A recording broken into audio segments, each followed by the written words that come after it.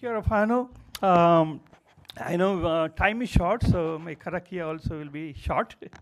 So, he honore, he kororia, ki te atua, he maungarongo, ki te whenua, he whakaro pai, ki ngā tangata katoa. Glory to God, glory and honor to our God, Heavenly Father, and may we all experience His peace and goodwill. Amen, amen. And nā mihi mahana, mihi aroa e te whānau. Ko wai au. Ko India toko whenua, ko Mangalore toko Papakainga, ko Elias Martis toko Ingoa, kaya ko aho, I te pau toko whakararo oranga, that is Bachelor of Bicultural Social Work in Tamaki Makaro in Auckland. And that's my whānau. I'm quite blessed to have a very fruit salad family. Like I have my two daughters there and two son-in-laws who are both not Indian. One is a Filipino and other is a Pakia. And I have a moko there, you can see in the center, and the baby just born now. That baby is 1 year and 8 months, the moko. And it is a great, amazing experience to be a granddad, to be, yeah. And again, why this kopapa? Actually, Morehu and other speakers have already stolen my kopapa, actually, all the Koreros, so I need not speak much. And basically, again, it is about positioning, isn't it? In Rangaho, it is what is my location, where am I speaking from? What am I, and non-Maori, an Indian, talking about a Maori kopapa? Or, so I'm definitely, I need to explain my position, where I'm coming from. As you can see, again, born in India, a Christian in a Hindu nation, Hindu country, majority is Hindu, and I'm influenced, surrounding the whole culture was majority were Hindus, then we had Muslims, and then Islam as well. And India is a country of 4 religions, is a birthplace of 4 religions, Hinduism, Jainism, Sikhism, and what is the Jainism and Buddhism. Did I say all 4? Yeah. So great influence. When we are growing up, it is totally has impact on my whatever I'm saying, whatever my thinking has been influenced. And we always say that we are shaped by many hands. So again, my university education was colonial, secular, and rationalistic.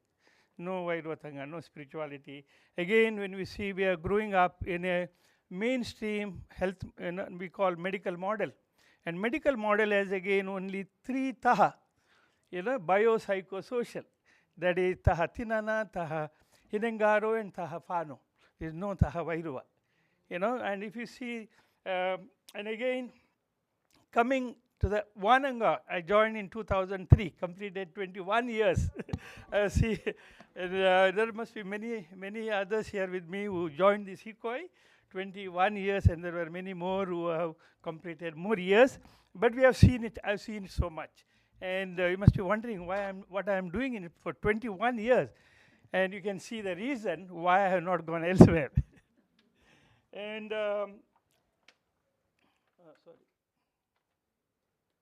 okay, why this kopapa? If you have seen, and if you see around, I think we talk, Morehu has spoken very much, and neo-colonialism. Colonialism is not over, it's still there. Our Hikoi is an example. And neoliberalism, again, is here, because we see a lot of our whānau are losing jobs, funding. There is no funding for our important cultural and other health things. And again, secularization. And you can see that taha wairua is lacking everywhere, everywhere. And again, the dominance of medical model anywhere in the mainstream health sector or any education, wherever it is that only 3 taha, and where is that taha wairua? And that's why, and that also, this has been pointed out by our all Rangatira. And you can see what Mason Dury said, and it makes sense. There is a human factor that cannot be simply reduced to technological opportunities or the mass application of scientific breakthrough. Again, what Moriu said, research and the Rangaho. While technology and science have a critical place in modern healthcare and offer fresh hope for the future, human feelings and long-standing beliefs are equally important to the healing process and need to be factored into the healthcare equation. We're talking about healthcare, but add education and everything else.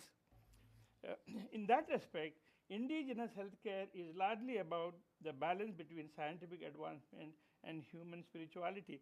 Actually, there are few more quotes because of the shortage of time. Again, Mason Dury says again same thing. You know, world is becoming bereft of Wairuatanga, bereft of that spirituality. You know, and we have to bring that back. And you know, you can see the contribution of. Again here, Misanduri clearly says, Tahawairua is generally felt by Maori to be the most essential requirement for health. It implies a capacity to have faith and to be able to understand the link between the human situation and the environment. Without a spiritual awareness and a Maori, an individual cannot be healthy and is more prone to illness and misfortune. And we know it very abundantly. Now again, why?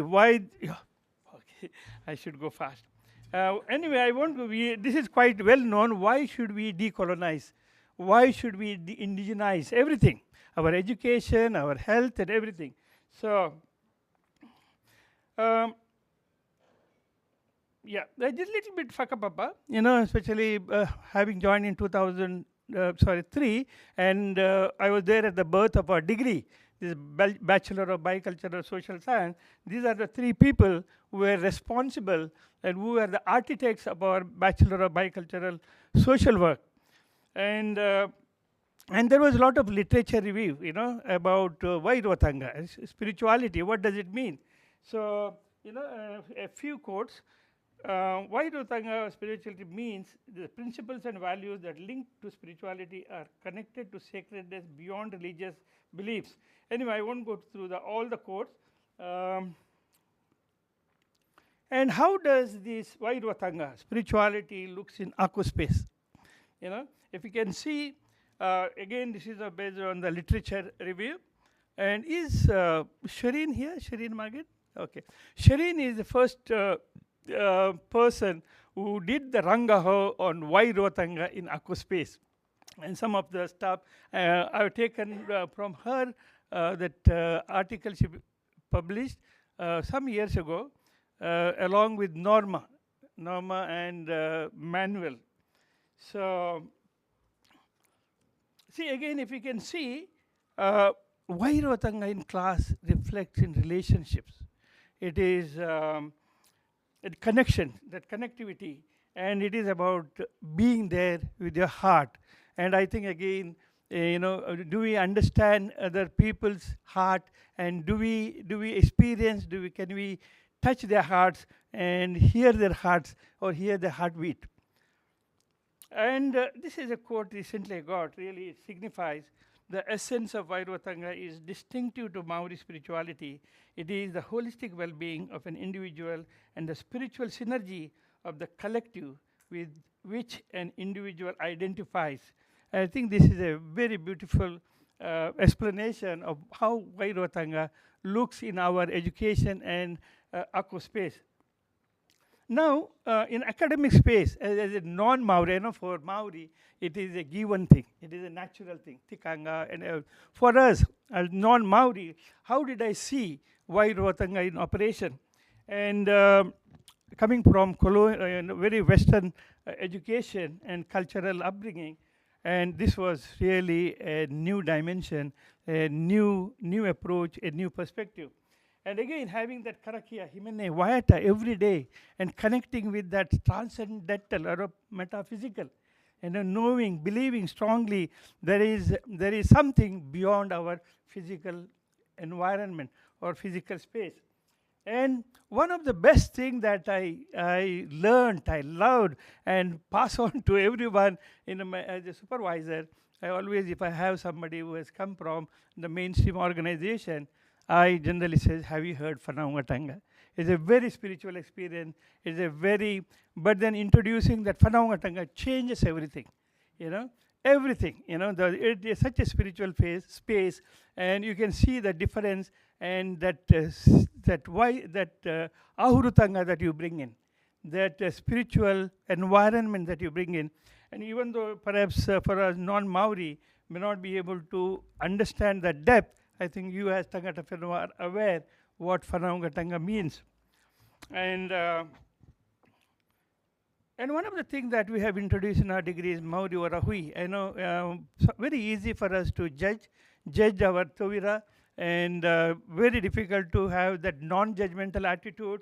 But we have seen that unconditional positive regard, aroha, manakitanga with our Tawira is a very big dimension of our Wairuatanga. Group activities, it builds the relationship, it builds that Wairua, and using culturally sensitive and appropriate response. I can see the big difference between a non-Maori approach and a Western, non-Maori and a Maori approach, when you talk about how do we relate to our whānau within the class. Anyway, that Wairuatanga social work curriculum, we have had very big architects like Wairuatanga. I won't go into this slide much, but we know how much we have indigenized our curriculum, our activities. So these are some of the examples. And to some satisfaction, even our Aotearoa New Zealand Association of Social Work, ANZSW, in their code of ethics, they included Wairuatanga is one of the most important value for social workers. And when we do this, how do our Tawira experiences Wairuatanga? This is one of the Tawira said. I spent a few years of study. I should not have put the university, perhaps. I struggled with my studies. There was very little one-on-one support. When I came to Wananga, oh man, I felt at home. My passion for the culture and language was reignited. I became proud of my whakapapa. It was all about relationships with Kayako and my fellow Tawira. I received so much aroha, afi, and tautuko from Kayako and my class whānau. Being in class was such a joy. I enjoyed my academic journey with so much support from the Kayako and everyone. My time here has motivated me to study further in a similar environment. We have similar many feedback from the student, and every year at the end of the year, we sometimes I have a habit of recording them, because some of these are gems coming from our Tawira. And I won't go for this, I think time is short. But these are some of the quotes which has really come from our students. This is a rangaho we did few years ago. Shelly Hoane, are you here? She was also part of it. Selena and all, we interviewed students, Kayako and many others. We published a book, our stories, my stories and their stories. And that shows the role the Wairuatanga has played in the success of our Tawira. And concluding statement or finding is embracing indigenous pedagogy, particularly Wairuatanga, fosters authentic relationships and enhances student well-being and academic success. This approach is crucial for educators aiming to support indigenous students and improve educational outcomes. Kia ora.